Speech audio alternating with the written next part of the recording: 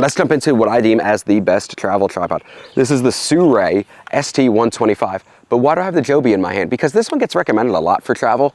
At least years ago it used to, right? Because you could vlog with it, or you can wrap it around poles or into fencing and get cool shots that way if you need to. But let's be real, this really isn't a travel tripod. You can sit on tables, all that kind of stuff, but you want to have something like this, right? Something that you can sit up, that can spread out, so if somebody bumps into it, it's not going to hurt your camera. Plus, if you want to get those cool waterfall shots, astrophotography, whatever it might be, you want to have something that's sturdy with you. So that's why I think this is a great tripod. So comparing them quick, you can see the length difference right there. The nice thing is this would fit on the side of your backpack, but this fits perfectly on the side of your backpack. If you can fit a water bottle on there, this is going to fit in there. Why? Because it is 70 millimeters around. And the reason for that is if you move the legs and open them, this middle part right here, this is triangular. Why is it triangular? Because it's easier to have all the legs fold up and make it more compact. That is the big reason it's triangular. That's why you see a lot of companies moving that way. But what else is so special about it? So it's 5 sections and it's carbon fiber. So it's a little lighter and more sturdy than a lot of tripods out there. And not just that, but when we compare the price point is what's huge, because I guarantee if you look up carbon fiber travel tripods, what's everything that comes up? Peak Design. And don't get me wrong, Peak Design makes great equipment, but it's $600. Who has $600 to spend on a tripod? Not me. I don't want to spend $600 on a tripod. But when I can spend $220 on a tripod that does the same exact thing and it's a little lighter, I definitely want to do that. I'm not bashing Peak Design. I just couldn't justify spending all that extra money on a travel tripod. That was a lot of hype out there a couple years ago. I'm sure it's a great tripod, but there's so many other companies that are coming out now. SIRUI, Ulanzi, all these other ones that are making great carbon fiber tripods. So if you want to save your money, check this one out. Because the nice thing about it is 5 sections, right? It's 59 inches. So all you got to do is unscrew these. And here's the thing, when you unscrew these, half a turn, barely even have to do anything, and it opens, right? Barely have to do anything, barely turn that. Good. So look, there it is standing up. And then we take this part and it goes to right there.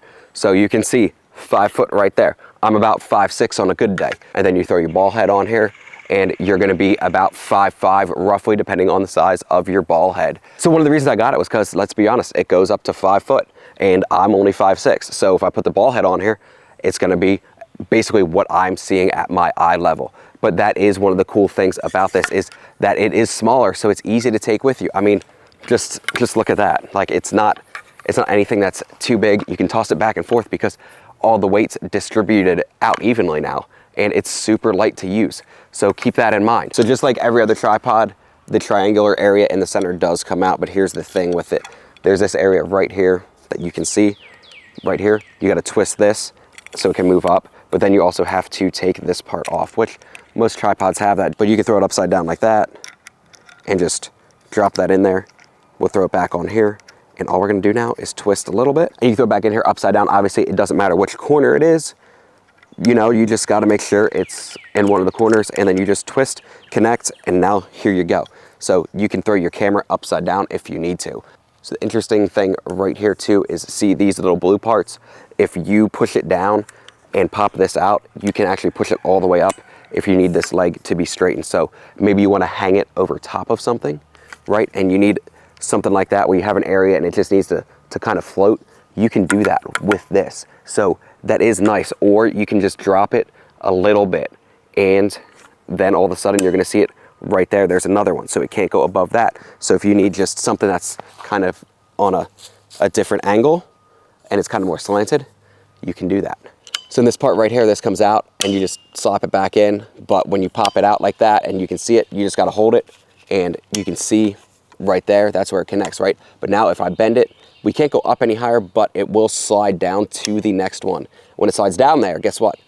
Can't go up any higher.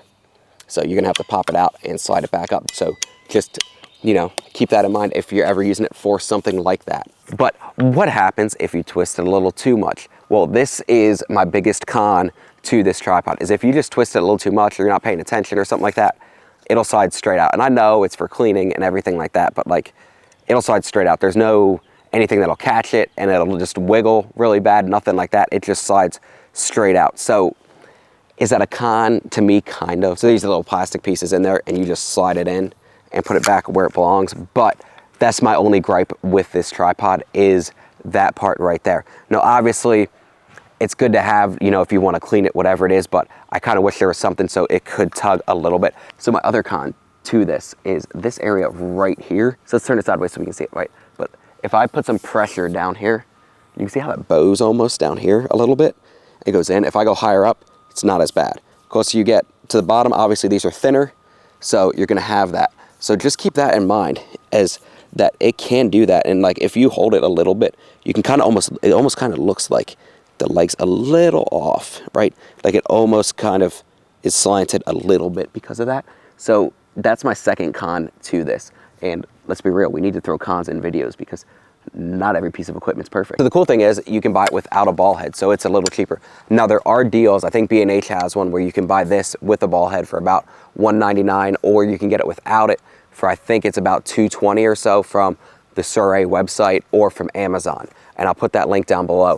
But overall, this has been one of my favorite tripods. Like I've said, I take it every trip I've been on. So I took it to Italy when it was super hot out. I took it to Prague in the snow and it worked great. So this is one of those things that I pretty much have with me on every trip or anytime I go out somewhere, just because it's so light. It's not an inconvenience. And like I said, it can fit onto the side of your bag. But just a quick rundown of what I talked about. 5 sections, 4 little areas that you can lock to let the legs in and out. It's got those little spikes on the bottom so you can get it better in the dirt if you need to. So you can buy it with or without a ball head, which is really nice, because if you're like me and you broke your other tripod but the ball head still works, you can just buy it without one. And it goes up to 59 inches. And what is that? That is 5 foot. So it's not too tall, not too short, about perfect height for a tripod in my opinion, but that's because I'm shorter. Like I said, it was only 70 millimeters round, so it fits perfectly onto the side of a backpack. But don't just take my word for it. Let's grab a bag quick. I've used this with the Peak Design bag, but this is the Shimoda Urban Explorer, which I've got my own thoughts on this bag after using it for 4 or 5 months now. But let's just jump into it. Look at that. Look how nice and easy it fits into that side of that camera bag. This is the 25-liter bag, and you can tell, like, it fits just to the top of it, so it doesn't take up too much room. It doesn't protrude too much. Nothing that an airline would be like, oh, we need to check it, you need to throw it in your other bag. No, works perfect. You can even leave the ball head on here and just turn it down or something like that. Finally, last point, it's got this little hook here, right? You just throw your bag there. Why? Because you don't want to hurt your back, because let's be real, our equipment gets heavy, especially when you're out doing a long exposure or something like that. You're sitting there trying to take that image and it's taking 30 seconds.